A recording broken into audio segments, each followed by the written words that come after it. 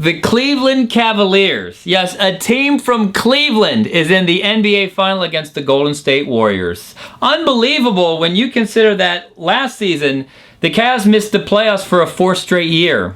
They had a losing season for a fourth straight year. They had the first pick in the NBA draft, who they then traded away when they found out that LeBron James was bringing his talents and, more importantly, NBA title experience back to Cleveland, Ohio, the most tortured sports city in all of America. Sorry, Chicago. I know the Cubs haven't won in a while, but it seems like the Blackhawks win all the time.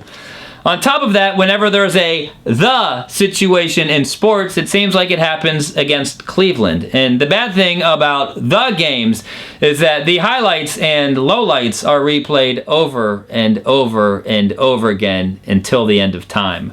Now, to be fair, Oakland was the victim of the Immaculate Reception and the tuck roll, but on the other side of the bay, San Francisco had the catch, which eventually brought the 49ers 4 Super Bowl championships.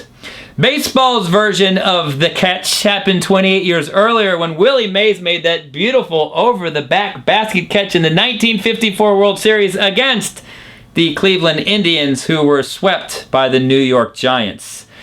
In the late 1980s, there was the drive and the fumble. One drive started on the 2-yard line, another one ended on the 2-yard line, and both ended in heartbreak for the Cleveland Browns. In 1989, there was the shot when Michael Jordan hit his iconic buzzer beater over Craig Elo, eliminating the Cavs from the playoffs. I'm sure you've seen it on a Gatorade commercial or two. In 1996, there was the move when Art Modell moved the Browns to Baltimore, who won a Super Bowl just a few years later. I know, it's a depressing story. The Indians, they were in the World Series a couple of times in the 90s. The good news is there weren't any thought games, but they did lose to the Braves and in heartbreaking fashion to the Florida Marlins.